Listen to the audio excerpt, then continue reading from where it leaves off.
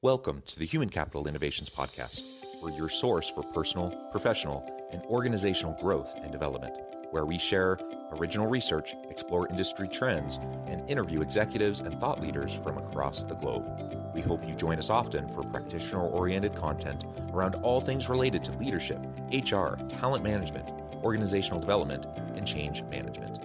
Maximize your personal and organizational potential with Human Capital Innovations Podcast. Do you enjoy the Human Capital Innovations Podcast?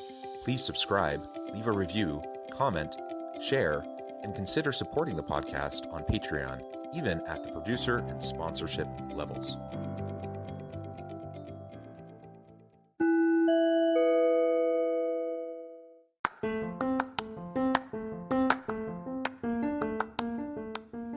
Welcome to the Human Capital Innovations Podcast.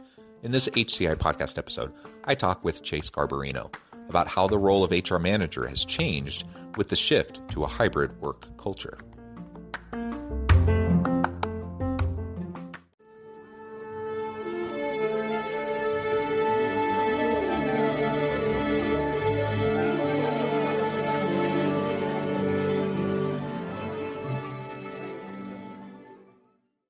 Chase Garbarino, welcome to the Human Capital Innovations Podcast. John, thanks so much for having me. Yeah, it's a pleasure to be with you. You're joining us from the Boston area. I'm south of Salt Lake City in Utah. And today we're going to be talking about the changing nature and role of the HR manager and how HR needs to be responding to the shifting nature of work, especially in more hybrid and remote work cultures. As we get started, I wanted to share Chase's bio with everybody. Chase Garbarino is the co-founder and CEO of HQO. Previously, Chase was the co-founder and CEO of American Inno, where he helped build a local media network for the innovation economies in over a dozen U.S. cities. In 2012, the company was purchased by ACBJ, a subsidiary of Advanced Publications. Chase is an avid Boston sports fan and runner, as well as a washed-up college basketball player. He enjoys spending non-work time with his wife and sons. He holds a BA from Hamilton College. And where did you play college ball? I was at Hamilton when I played. It's a little D3 school in upstate New York. Sweet. Mm-hmm. You know, my experience in playing with college players on a few occasions is even the worst among them are heads and shoulders above anywhere I will ever be. So that might have been the case for me at one point, but I was playing in a men's league not long ago, and we got run off the court by a bunch of 18-year-olds in college. So we aren't what we once were. Yeah, and I have to remind myself, because mentally I'm still like early 20s, you know, in terms of my physical abilities, but I'm now early to mid 40s. And so it doesn't actually work out that way when I'm actually trying to push myself. It's tough when that reality sets in. I'm 37. It hit me that the basketball game changed where now I'm kind of backing the ball up the court a lot more than I used to, preserving. That's right. Well, we're not going to talk about basketball, but it's fun to learn that little tidbit about you. And it's great to have a chance to chat with you. As we get started, is there anything else you would like to share with listeners about your background, your personal context, anything about your story before we launch on into the conversation? No, I mean, I think the kind of theme of my co-founders and I, like we've been working together for a little over 15 years. The things that we built are all very different industries and businesses. Obviously, they're all technology, but the kind of theme has been this like local community aspect. So American Inno is very much about helping bolster innovation economies outside of the Bay Area. So it's now kind of local community platforms to really drive innovation in all markets. When we got out of college in 2007, obviously we were heading into the financial recession and the financial crisis. And we're saying, what's going to happen is entrepreneurs are going to pull us out of this. And how do you kind of bring people together and develop skills and learning in a way that the rising tide lifts all boats in kind of local communities, which I think is where our conversation today is going to be so relevant for HR managers in terms of, what their job needs to look like and be successful. And obviously how we've transitioned into HQO has been really centered around kind of the physical workplace, enabling ultimately great employee experience. And the physical workplace is lots of different places. It's not just the office, but there is kind of a common theme. If somebody were to look at American Inno and HKO, they probably think they're very different, but we've been pretty obsessive about how local kind of community can drive economic progress, which we think is just a very worthy cause. Yeah, that's fantastic. So let's start at like the 80,000 foot view here and talk about leaders generally in this remote world, this hybrid world. Clearly over the last couple of years, organizations and leaders have had to grapple with the harsh reality that whether you like it or not, you're going to have to learn how to do remote successfully. And as COVID started to subside and people became more vaccinated and safe and just not as concerned about health risks and concerns, more people started to return to work. But the genie was out of the bottle. People didn't want to fully come back. And that's where all the conversation around hybrid work was really born. No, it's not new. People have had hybrid work arrangements for decades. They've had remote work arrangements for decades. But given the last couple of years, we've just been accelerated into that kind of new reality. And there's just better technologies now than there were even a decade ago to facilitate it. But with all of that, one of the reasons why many leaders have been trying to push their people back into the physical office is because they're not sure what to do about culture, team building, onboarding, like some of those types of things that traditionally have been done person to person, and they're not sure how to do it and establish and maintain and sustain a healthy workplace culture when people are scattered and distributed all over the place. Who knows where they are, right? And so, what are those biggest challenges, and how can leaders generally start to face those? As we're now thankfully coming out of the pandemic. And we're starting to ease into a new kind of a normal situation. What are those challenges and how can we address them? Yeah, I mean, I think what we're seeing is, and everyone talks about this, right? Like, how do you return people to office? And I think it's the wrong question, right? Like, returning to office is kind of putting one foot in front of the other and going back to the office. And I think what people are grappling with is much more a leadership question than it is about physically commuting back to the office, right? Like, everybody knows how to go back to the office. It's not like that has been dramatically changed. I think what has dramatically changed is we had this very, unfortunate set of circumstances. Obviously, the pandemic, everything about it was very unfortunate. But we had this kind of black swan event that ushered in if we were to test the value of the physical workplace, how do you do that? Well, you need a massive control group not working in the physical workplace, right? And so for a very long time, I think both real estate and HR folks, it was like when you ask them about, how do you measure the value of this expense, which is number two to people is number one, and then real estate oftentimes is number two on your P&L.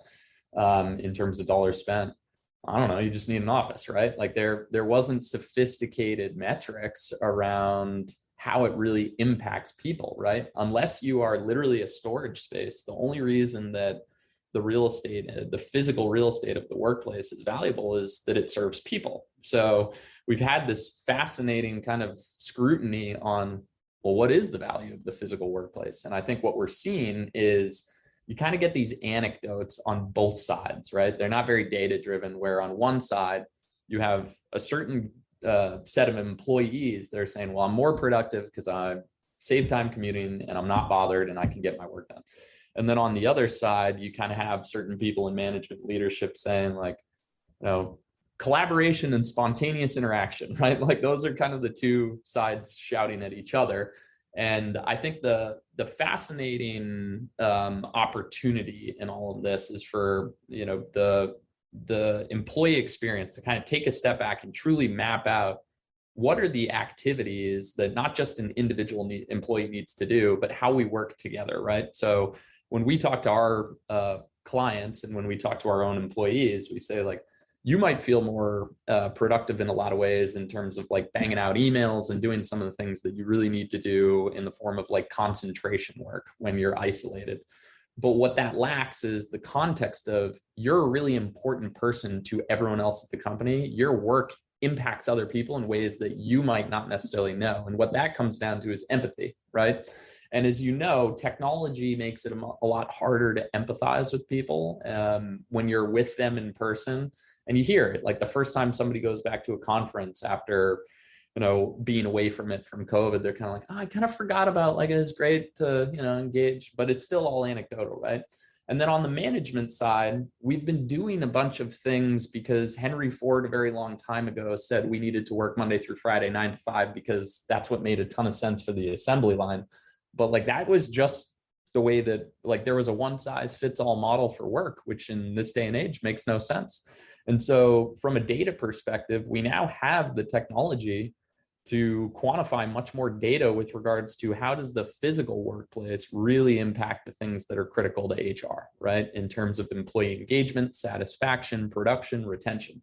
So it's still kind of the first inning of the game, to use a sports analogy, but I think you're starting to see this collision of the workplace and HR really start to become data driven.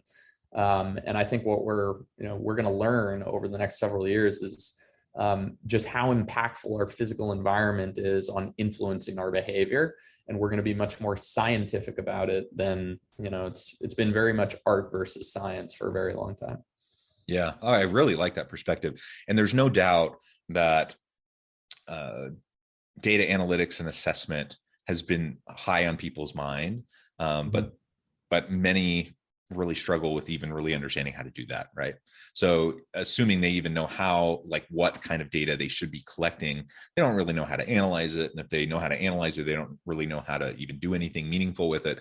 And, and so there's all these hurdles to being able to gather and then understand the data to make those kind of data-driven decisions. But with continuously improving HRIS systems and people analytics approaches and softwares, and just the attention that people are giving to everything you were just talking about, I think that's going to move the needle. And we're just not taking for granted, what we did in the past. Like, we assumed all these things were necessary, and after a couple of years of this, we realized, well, I'm not sure it really was necessary. We really need to take a closer look. And so I think that's all very healthy. One thing that is for sure is many people have just felt their lives, their careers, and the way they work disrupted over the last couple of years. And as evidence of this, we find ourselves in what people have called the Great Resignation, the Great Reawakening, the Great Reevaluation, whatever you want to call it. People taking a good hard look and saying, I'm not sure I actually want to do those things I used to do. Maybe I want to go try something else, start my own business, do gig work, go to a different company, start a different career, whatever. People are really thinking long and hard about all of that. So that only adds to the complexity of the situation and the uncertainty for organizations as they're grappling to attract and retain good talent, and enter HR managers, HR leaders. And they've been leaned on heavily over the last couple of years, especially over the last year or so, in this space, to try to figure things out on the people side to make sure organizations have, their number one asset, the people, to be able to do and accomplish what they need to do. So how do you see the role of the modern HR manager shifting in this new remote or hybrid kind of a work culture? And how, as those roles are shifting, what new roles are emerging?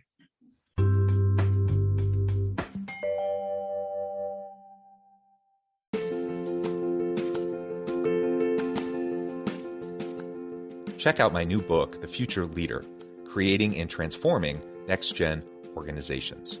Stemming from 2 decades of professional experience and over 600 in-depth interviews with executives, thought leaders, and scholars from across the globe, The Future Leader will help you explore the ordinary, everyday actions that will help you to prepare to lead in the future of work, to respond to an uncertain future, and to produce extraordinary results for individuals, teams, and organizations.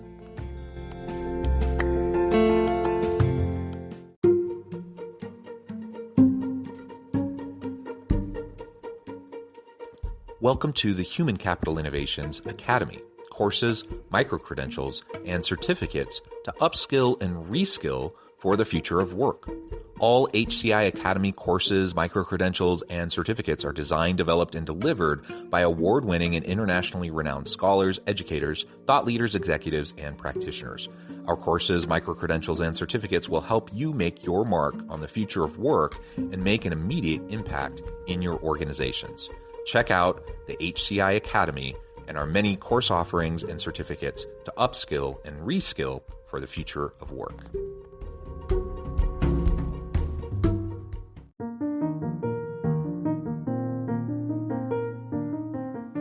Check out our new weekly LinkedIn newsletter, Alchemizing Human Capital, exploring industry trends via original research and interviews with executives and thought leaders from across the globe. We look forward to having you join us.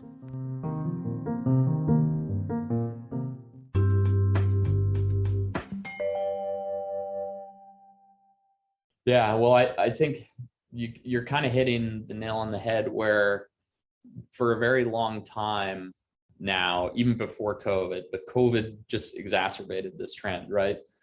More and more required skills and responsibilities are getting piled on this concept of the HR manager. And when you really take a step back and look at what your average HR manager is responsible for, you're like, man, they really need to break this into more and more roles, right? Like it is getting so complex, and so much of the burden of the organization is now being put on HR, right? Like HR for 50 years was always kind of seen as like administrative in a lot of ways, and it's become like the most strategic thing at, across all industries more and more. And it's a great thing for HR professionals because the chief people officer has now been a trend for a while, but when you start to think about the opportunity and the professional opportunities within the HR department, it's becoming so multivariate that it's an exciting space to go into. And where I think the most exciting opportunity is kind of on this like consumerization of employment, right?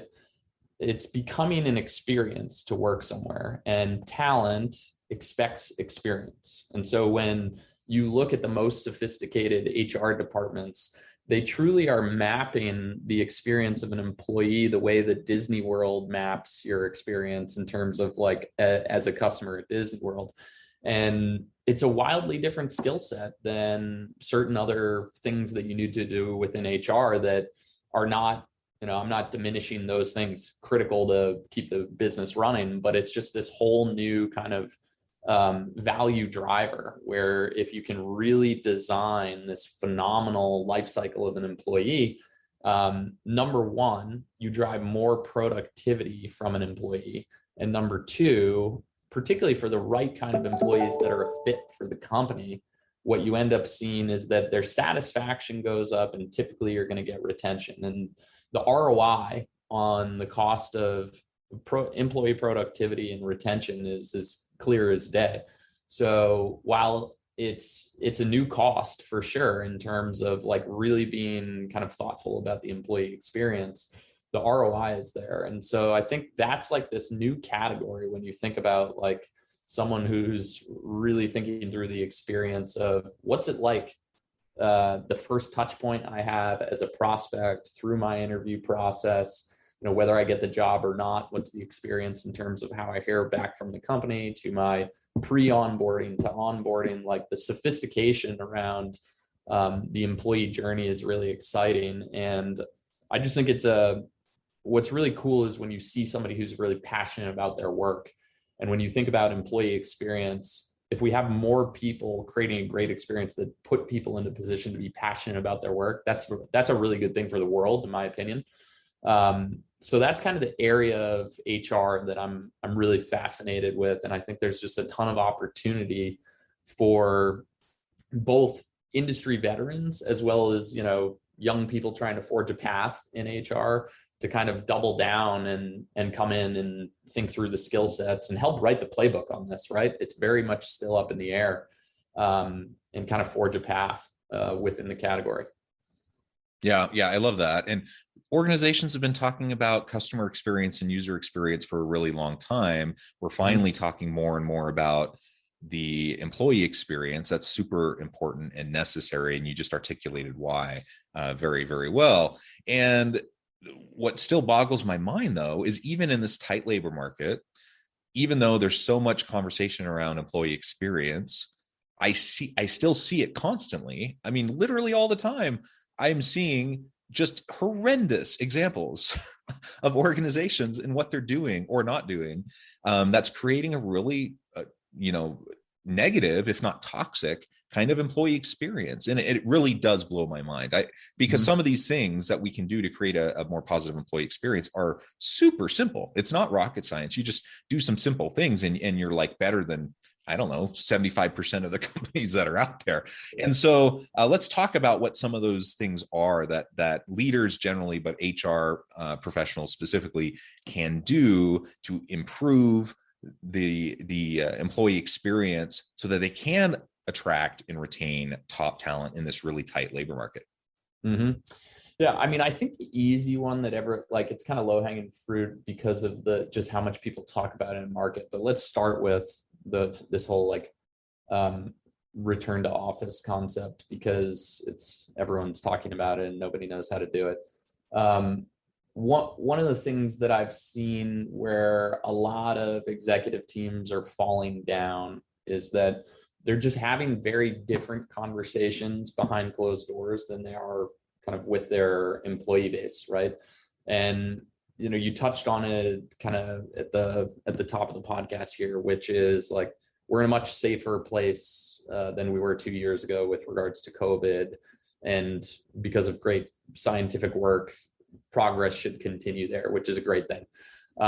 So you always have to be mindful about safety with regards to the workplace, but since that seems to be getting better, when you're talking about bringing people back, I've seen this kind of dichotomy. It's like a barbell effect where you have people on both ends and no one in the middle, where you have some groups just saying like, we're going to completely back away. Like, we believe in bringing people together in certain ways, but we're just afraid to tell our employees what to do. And then you have kind of the other like carrot versus stick, where the stick is like, get your ass back in the office. Why? Because like, that's not a good reason. Like, I have a 3.5-year-old and 1.5-year-old, and when I tell them to do something because it doesn't work with them, right? Like, so it's going to be hard where you with regards to talent that has a lot of optionality on where to work. Like, that's it's not the best strategy. And then I talk to like a lot of these executive teams, and they've got really thoughtful reasons as to why they believe in their people coming back together. And very few of them are like, I need them in first thing Monday, last thing Friday,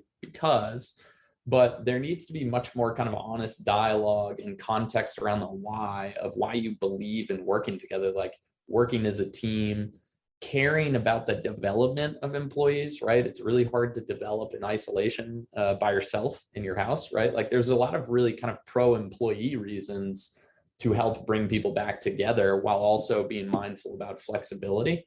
And I think using tools that kind of consistently communicate and try to bring friction out of the employees' experience on coming back to the office is important. And then I think one of the other fascinating things just in overall employee experience is the way that we operate. And you touched on, we've been doing customer experience for a really long time. We don't kind of sit back and like let these really long periods of time, like good companies don't let these long periods of time go in between, making sure that we're servicing the customer, making sure that they're satisfied and happy. And when you look at kind of the employee experience situation right now, it's like, all right, once a year, we're going to send you this like hour-long burdensome survey that even when you just think about the bias of filling out a survey, you're like, well, I have to stop and think about all these things that might have happened 9 months ago or whatever. Like, what we need to be doing is getting into this much kind of tighter, there's ways to collect passive data on the employee experience throughout the workday and the work week that can feed in, a constant feedback loop. As an employee, if I had something happen to me in February and I'm filling out my survey in December, like the time to action on that has passed, right? So I think really starting to treat the employee like the customer service departments do, where you have these really tight KPIs and metrics on here's an issue, here's how we resolve it, right? IT departments at a lot of companies are doing this well, but IT is one tiny sliver of the overall employee experience. So I think centralizing, and what you're going to start to see is more and more of this kind of central employee experience team where you're kind of actioning off of very similar KPIs to customer experience KPIs in terms of time to resolution and satisfaction and things like that, that I think is really exciting. And some of the best companies are already starting to do this. Yeah. Excellent. Chase, it has just been a pleasure. I know at the time I'm going to have to let you go here in a minute, but this has been a fascinating conversation. We've just scratched the surface. There's so much more to say here, and I'd love to have you back anytime and we can continue the conversation. Before we close for today. Yeah. Excellent. I'll take you up on that. Before we close for today, though, I just wanted to give you a chance to share with listeners how they can connect with you, find out more about your company, your team, and then give us the final word on the topic for today. Yeah, so you can find me at cgarb on Twitter, and our company is HQO, so hqo.co, C-O. We're a workplace experience software company. And I think the final word today is really putting the full life cycle of employee and employee experience first, and figuring out what the right tools are for their week, kind of the week in the life of an employee, and being very kind of deliberate about driving up that employee NPS. I love it. Thank you, Chase. It's been a pleasure. I encourage listeners to reach out, to get connected, find out more about what Chase and his team can do for you. And as always, I hope everyone can stay healthy and safe, that you can find meaning and purpose at work each and every day. And I hope you all have a great week.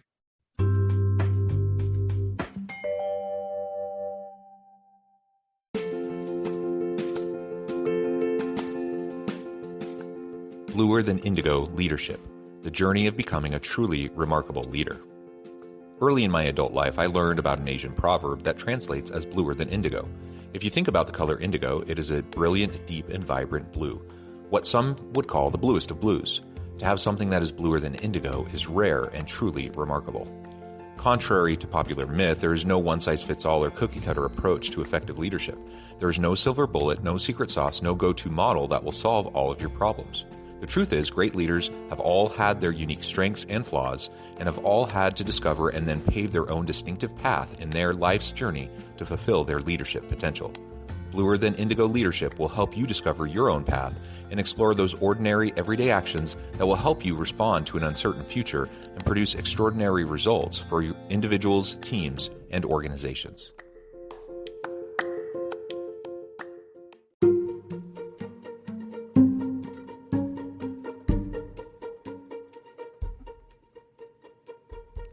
Check out Human Capital Innovations magazine, Human Capital Leadership. Human Capital Leadership is a free, interactive e-magazine with the mission to help individuals, leaders, and organizations find innovative approaches to maximize their human capital potential. We publish issues quarterly in August, November, February, and May. Take a look at the latest issue and let us know what you think.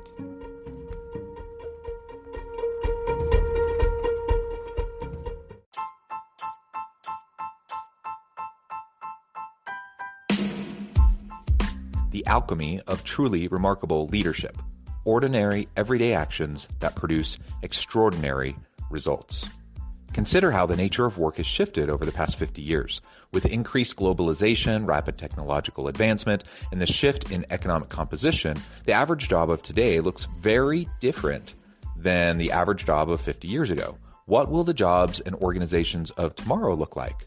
Moreover, what does this all mean for organizational leaders?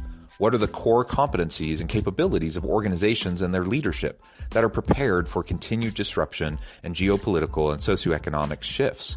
Regardless of what the future holds, increasingly, leaders need to be socially minded, data-driven, decisive, champions of talent, and disruptors of the traditional notions of leadership, teams, organizations, and work. The alchemy of truly remarkable leadership will help you to explore your own leadership competencies and capabilities and consider ways to apply and implement them into your workplace and personal life.